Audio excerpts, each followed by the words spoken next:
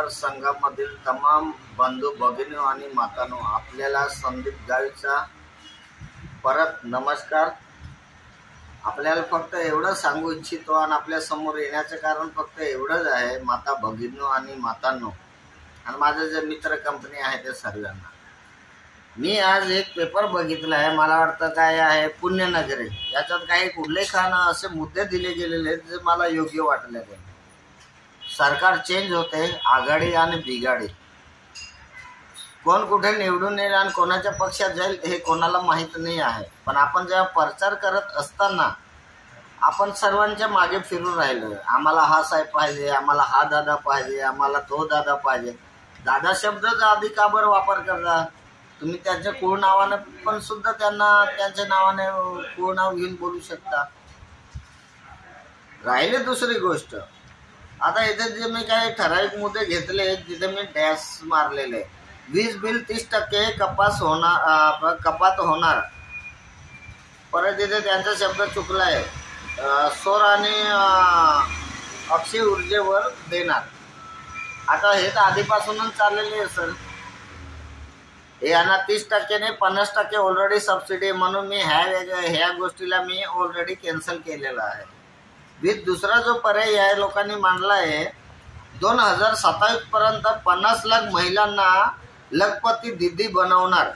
5000 बचत गटाचे एक काय कंटाळर आणि अशा कंटाळांसाठी 100 कोटी फिरता निधी देणार। ओके, चला इथे काहीतरी तुम्ही चांगला विचार केलाय, मला त्याच्यात काही तुमच्यासोबत भेदभाव नाही करायचं। राहिलं दुसरं, महारथी आणि अटल टिकरिक्स लॅक्स योजनेतून सर्व शासकीय शाळांमध्ये रोबोटिक आणि AI चे प्रशिक्षण संधी होईल आणि उपलब्ध होईल।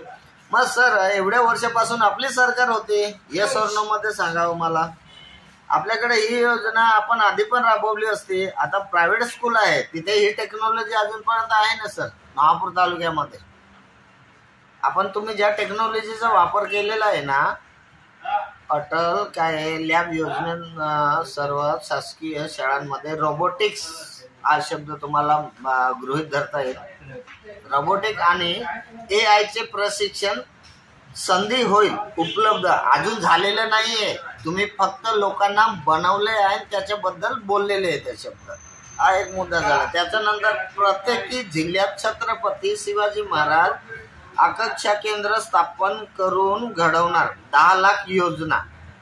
आता याच्यात सर तुम्ही योजना देण्या व्यतिरिक्त आपल्याकडे नवापूर तालुक्यामध्ये हळदानी गडी आहे, त्याच्यानंतर दुधवाची गडी आहे, त्याच्यानंतर अजून मला वाटतं एक खांडबाराकडे पण काहीतरी एक नवीन पुनर्वसन आहे। नवापूर तालुक्यामध्ये 5-4 ठिकाण आहे, तर आपण ते दुरुस्त करून त्या योजनेबाबत आणि त्यांच्या इतिहासाबद्दल काही कळवावं ही माझी एक मागणी राहील आपल्या जे माझे विरोधक आहेत त्यांना। एक दुसरी तुम्ही जी माहिती दिली आहे, प्रत्येक जिल्हा इथे OBC CBSE CABC न्यूज आणि VJNT विद्यार्थ्यांना शिक्षण आणि प्रशिक्षण शुल्काचे पूर्ण प्रतिपूर्ती मिळणार। आता याच्यात तुम्ही जो उल्लेख केलेला नाही, तो जे भारवाड लोक आहेत हे कोणत्या कॅटेगरीमध्ये येतात तुम्ही याच्यात उल्लेख केलेला नाही। तुम्ही फक्त OBC आणि BSC राज्यामध्ये तुम्ही केलेले, पण आमच्या स्थानिक लेवलला ज्या पद्धतीने युवकांसाठी जे कार्य करत आहे, जे उमेदवार जे उभे आहेत ते इथे तुमची काही चुक्या दिसत आहे। आता याच्यात काय आहे, संकल्प पत्र 2024 महाराष्ट्र विधानसभा निवडणूक प्रमुख संकल्प। आता हा संकल्प कोणी नियोजन केलेला आहे? माननीय महोदय काय आहे ते भाजपा थ्रू दिले गेलेले आहे, देवेंद्र फडणवीस। दुसरा आपले मुख्यमंत्री एकनाथ शिंदे आणि परत उपमुख्यमंत्री अजितदादा पवार। ओके, मी याच्या सर्व डॅश मारलेले आहे, मला त्याच्यात काही मुद्दे योग्य वाटले म्हणून मी आपल्या समोर आलो आहे। युवकांसाठी स्वामी विवेकानंद योजना, स्वास्थ्य कार्ड आणि वार्षिक आरोग्य तपासणी हे युवकांसाठी त्यांनी केले. आता युवक लोकांना स्वास्थ्य कार्ड देण्याची गरजच काय भासते? तुम्ही ह्याच गोष्टी जे आपले म्हातारे बुजुर्ग लोक आहे, जे 50च्या वरती लोक आहेत, त्यांना तुम्ही ही योजना राबवायला पाहिजे. युवकांना कशासाठी देत आहे? हा तुमचा एक चुकलेला प्रश्न आहे. एक त्याच्यानंतर दुसरा एक मुद्दा 22 क्रमांकवर आहे. महाराष्ट्राच्या गौरवशाली किल्ल्यांचे संवर्धन आणि ऐतिहासिक काय वारसाचे जतन. आता मला ते कळालं नाही हे काय बोलता येते इथे. बाकी यांचे जे मुद्दे दिले गेले टोटल मुद्दे 25 मुद्दे, याच्यामधनं जे मी मुद्दे आपल्याला मांडले ते फक्त 2-4च एक असे मुद्दे येते, पण त्यांना करता येणार नाही. आता ही आघाडी आहे का बिघाडी आहे मला नाही माहीत, पण अशा सर्व लोकांना हा संदीप गायत एकच संदेश देईल आणि एवढंच कळवेल. आपण महाराष्ट्र राज्याचे जेव्हा आपला संकल्प निर्माण करत असताना आपण फक्त एक गोष्टीचा मर्यादा तरी राखा. कोणत्या तालुक्यामध्ये किती लोकांची संख्या किती आहे किंवा काय हे तुम्हाला येतं, मला नाही माहीत. फक्त मी इथे उल्लेख या गोष्टीसाठी करतोय का माझा तालुका कुठे आहे, माझ्या तालुक्याचा नंबर कुठे आहे, माझ्या तालुक्याचा विकास कुठेपर्यंत गेला, तो इंडस्ट्रियल एरिया असो, शिक्षण क्षेत्रामध्ये असो, किंवा माझ्या तालुक्यामधलं जेवढे सर्व्हिस करणारे माझे बंधू भगिनींनो, तो पोलीस डिपार्टमेंटचा असो, नर्स असो, डॉक्टर असो, शिक्षक असो, शिपाई असो, महानगरपालिकेमध्ये काम करणारा कर्मचारी का पण असो, त्याची तुम्ही डिटेल कधी जाहीर केली का या तालुक्याला? एक वेळा तुम्ही ती डिटेल जाहीर करा आणि हे काम तुमच्या वेळ काळात झालेले म्हणून तुम्ही ते काय बोललो मी, तुम्हाला ती माहिती देणं गरजेचं भाग पडते.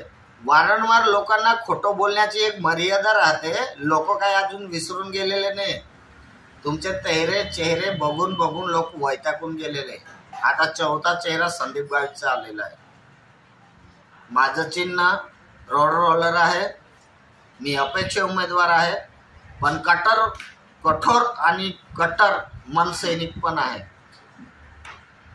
काही कारणावस्था मला एबी फॉर्म भेटलं नाही म्हणून मी आपल्यासोबत या गोष्टीबद्दल जास्त चर्चा करणार नाही. पण मला रोड रोलर भेटला आणि मला माझ्या अपेक्षेनुसार भेटला आणि निवडणूक आयोगाने जे मला संधी दिली आणि माझ्या एका शब्दावर मला जे चिन्ह दिले त्याबद्दल निवडणूक आयोगाचं हात जोडून विनंतीपूर्वक शुभेच्छा. राहिलं दुसऱ्या गोष्ट, सर आपण एवढ्या वर्षापासून जे कामं तुम्ही करत आलेले या नवापूर तालुक्यामध्ये, आमची आता 5वी पिढी आहे सर. 5वी पिढीमधला मी एकमेव असा एक व्यक्ती आहे जो राजकारणात आहे. बाकी कोणताही व्यक्ती माझ्या घरचा राजकारणात आहे. मला कुठेतरी वाटतंय का नवापूर तालुक्यामध्ये चुका होऊन राहिल्या आणि वारसाला जन्म देतो. आता याचा अर्थ ज्याला कळेल त्याला कळेल. वारसाला वारसा आणि जवळला जवळ, भाताला भाता, असं काहीतरी आहे. काय जे आहे ते राहिलं. आता एका पक्षामध्ये आधी एका जमान्यामध्ये एका घरामध्ये एक उदाहरण देतो मी आपल्याला. एका घरामध्ये 4 भाऊ होते.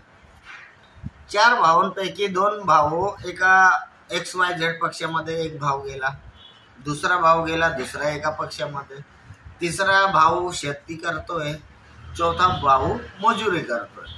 आता होते ते एकाच बापाची औलाद होते ना ते, पण 4 भाऊंचा निवाडा कसा केला गेला हे फक्त राजकारण करता येतं. आणि आपले जे राजकारणी लोक आहेत त्यांना फक्त त्याच गोष्टी येतात. त्यांना समाजकारण काही कोणत्या पद्धतीने करायचे कोणाला काही कळत नाही. फक्त वैयक्तिक फायदा कोणत्या पद्धतीने उचलायचे आणि चमच्याना कुठे फेकायचं हे फक्त ह्या लोकांना तेवढंच येतं. मी अजून परत एक रिपीट करतो. एका घरामध्ये 4 भाऊ आहे. 4 भावांपैकी एक भाऊ दुसऱ्या पक्षात गेला XYZ. आधी एकत्र होते, येस और नो मध्ये उत्तर द्यायचं. त्याच्यानंतर दुसरा भाऊ दुसऱ्या पक्षामध्ये गेला, तिसरा भाऊ शेती करतोय, चौथा भाऊ हमालीचे काम करतोय. आता 4मधला फरक जर कोणाला जाणून घ्यायचं असेल तर हेच जे उमेदवार आपले उभे केलेले ना तुम्ही, यांच्याकडनं ह्या पक्षात म्हणजे कोणत्याही पक्षाचा उमेदवार असो, यांच्याकडनं ह्या गोष्टीचं उत्तर तुम्हाला ते लोक देतील का तुम्ही फुटाफुटीचं राजकारण जे केलंय नवापूर तालुक्यामध्ये अजूनपर्यंत समाजकारण करता आलं तर नाही आहे, फक्त फुटाफुटीचंच राजकारण करता आलेलं आहे. आपण सर्व मिक्स होऊन का बरं नाही आपला एक नवीन तालुका बनवू, तालुक्याचा विकास कोणत्या पद्धतीने घडावं. आपल्या तालुक्यामध्ये खूप काही गोष्टींचा प्रॉब्लेम आहे, तर मी तुम्हाला येणाऱ्या दुसऱ्या व्हिडिओमध्ये कळवेल. आजच्या दिवशी एवढंच बोलेल. जय हिंद, जय महाराष्ट्र, जय मनसे.